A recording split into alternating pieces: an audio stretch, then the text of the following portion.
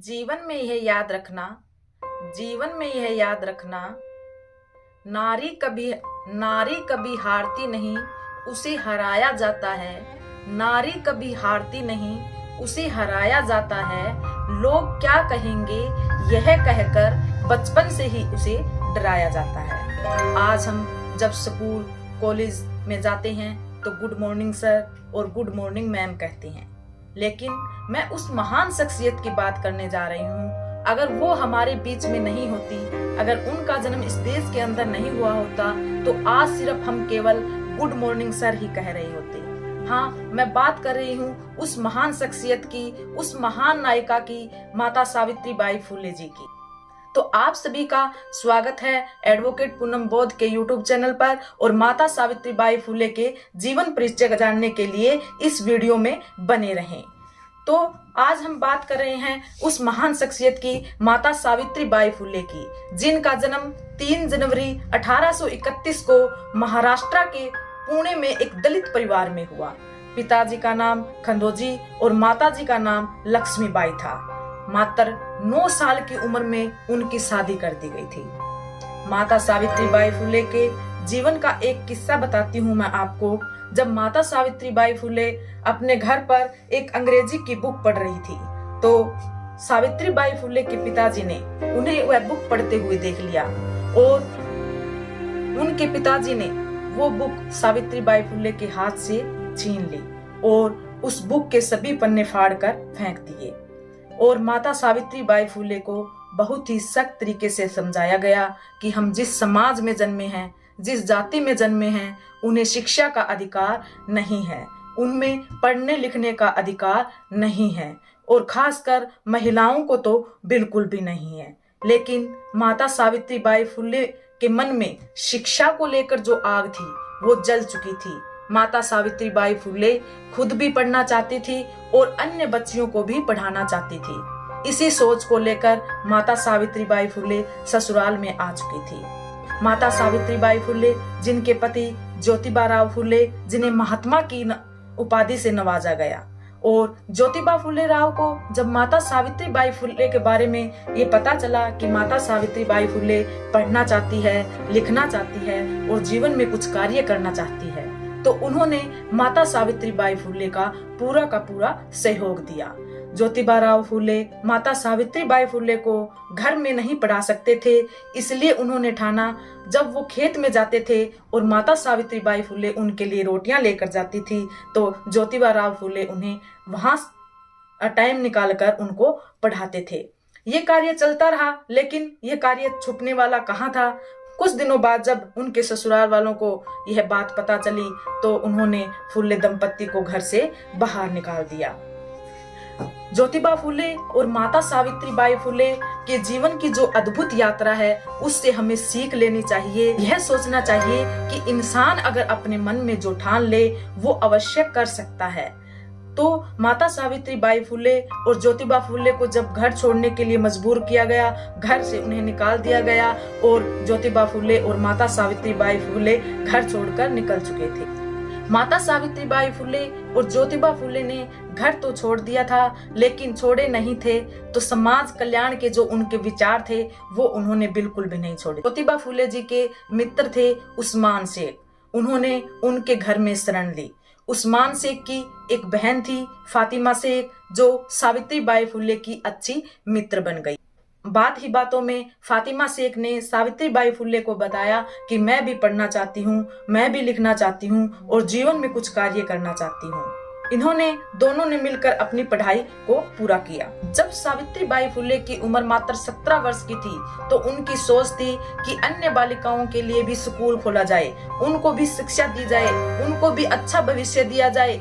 जिस उम्र में अन्य बच्चे अपनी पढ़ाई पूरी कर रहे होते हैं, उस उम्र में माता सावित्रीबाई फुले एक शिक्षिका बनना चाहती थी, एक टीचर बनना चाहती थी और अन्य बच्चियों का जीवन संवारना चाहती थी। लेकिन उस समय में इतने संसाधन और पैसे नहीं थे कि माता सावित्रीबाई स्कूल खोल सके और बच्चियों को पढ़ा सके। अंत में माता सावित्रीबाई फुले और ज्योतिबा राव फुले ने निर्णय लिया कि फातिमा शेख के घर में हम एक स्कूल खोलेंगे और वहीं पर बच्चियों को पढ़ाएंगे।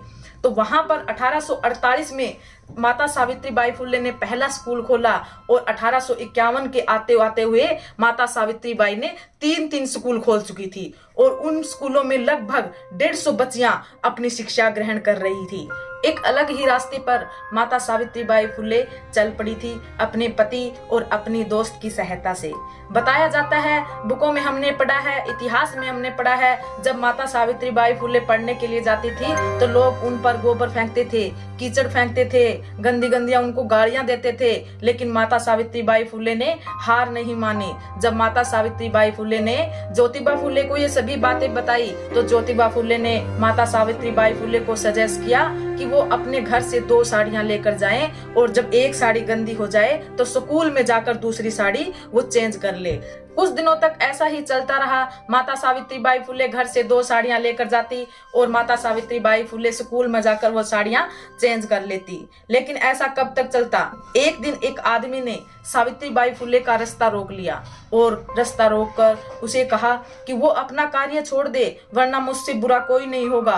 उसने माता सावित्रीबाई फुले से अभद्र भाषा में बात की। लोग वहां पर खड़े हुए देख रहे थे लेकिन कोई कुछ नहीं बोल रहा था। वो कहते हैं ना कि जब कोई ना आए, कोई ना बोले तो अपनी आवाज को बुलंद करना चाहिए, अपनी आवाज को हथियार बनाना चाहिए। तो माता सावित्रीबाई फुले ने वही किया। माता सावित्रीबाई फुले आगे बढ़ी और जोर से उस आदमी को तमाचा दिया। उस दिन के बाद माता सावित्रीबाई फुले पर लोगों ने गोबर फेंकना और कीचड़ फेंकना बंद कर दिया। तो ऐसे माता सावित्रीबाई फुले अपने जीवन में निरंतर आगे बढ़ती रही। माता सावित्रीबाई फुले का जो शिक्षा का आंदोलन था उसमें सुगनाबाई का भी पूरा सहयोग रहा। सुगनाबाई, फातिमा शेख, ज्योतिबा फुले और माता सावित्रीबाई फुले के इस आंदोलन ने पूरे देश में एक अलग ही आवाज उठा दी थी। 18वीं शताब्दी एक ऐसी शताब्दी थी जिसमें बहुत सारी कुरीतियां इस समाज में फैल चुकी थी। उनमें से एक कुरीति थी, महिला जब विधवा हो जाती थी तो उसके बाल काट दिए जाते थे। घर और समाज से उसे अलग कर दिया जाता था, समाज से उसका बहिष्कार कर दिया जाता था। एक तरफ तो उन्हें समाज से अलग कर दिया जाता था, दूसरी तरफ उनका यौन शोषण भी होता था। जब वो महिलाएं गर्भवती हो जाती थी तो लोक लिहाज, समाज के डर से, इज्जत के डर से वो आत्महत्याएं कर लेती थी। सावित्रीबाई फुले ने शिक्षा के साथ साथ इन कुरीतियों को मिटाने के लिए भी भरपूर प्रयास किया। उन्होंने छुआछूत, बाल विवाह, सती प्रथा, विधवा विवाह जैसी कुरीतियों को मिटाने के लिए भरपूर प्रयास किया। जिस सोसाइटी से माता सावित्रीबाई फुले को इतने ताने मिले, उसी सोसाइटी की महिलाओं का जीवन संवारने के लिए माता सावित्रीबाई फुले ने अपनी जी जान एक कर दी। एक दिन एक विधवा महिला जो गर्भवती हो चुकी थी और लोक लिहाज डर से और समाज के डर से वो आत्महत्या करने जा रही थी, लेकिन माता सावित्रीबाई फुले ने उसके जीवन को बचाया। उसके पुत्र को गोद लिया और उसे अपनाया। उस बेटे का नाम यशवंत रखा गया जो आगे चलकर डॉक्टर बना और उन्होंने भी समाज कल्याण के लिए भरपूर कार्य किए।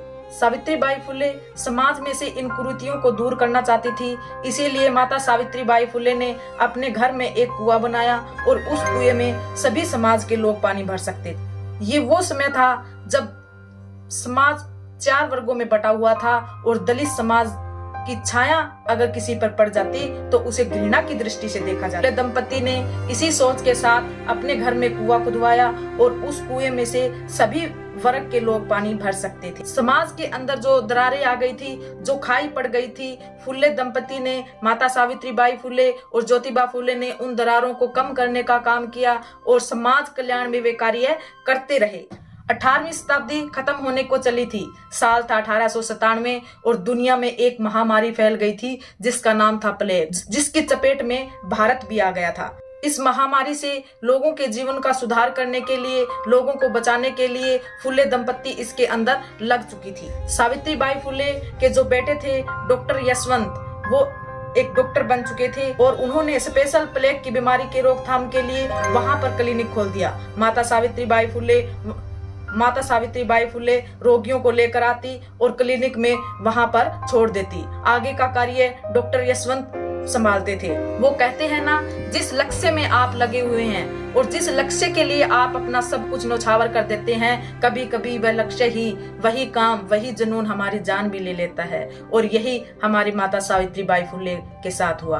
माता सावित्रीबाई फुले प्लेग की चपेट में आ गई और उनकी डेथ हो। जरूर माता सावित्रीबाई फुले हमारे बीच में नहीं है, लेकिन माता सावित्रीबाई फुले की जो शिक्षा की अलग थी, जो माता सावित्रीबाई फुले ने इस दलित समाज की महिलाओं के लिए किया, बल्कि संपूर्ण समाज की महिलाओं के लिए किया, वो योगदान अतुलनीय रहेगा। चाहूंगी कि माता सावित्रीबाई फुले की बदौलत ही आज हम यहाँ पर पहुंचे हैं। आज हम शिक्षा ले रहे हैं, आज हम अच्छा पानी पी रहे हैं। विधवा विवाह, बाल विवाह, सती प्रथा जैसी कुरीतियों का माता सावित्रीबाई फुले ने घोर खंडन किया और उन्हीं की बदौलत आज ये कुरीतियां बंद होने को है। आज है 3 जनवरी, माता सावित्रीबाई फुले की जन्म दिवस है आज, तो हम माता सावित्रीबाई फुले को श्रद्धा सुमन अर्पित करते हैं और माता सावित्रीबाई फुले सदैव हमारे दिलों के बीच जिंदा रहेगी। अगर आप सभी को हमारी वीडियो पसंद आई हो, माता सावित्रीबाई फुले के बारे में कुछ जानकारियां आपको अच्छी लगी हो, तो हमारे वीडियो को लाइक करें और चैनल को सब्सक्राइब करें और वीडियो को शेयर करें, ताकि माता सावित्रीबाई फुले के बारे में अन्य लोग भी जान सकें। धन्यवाद।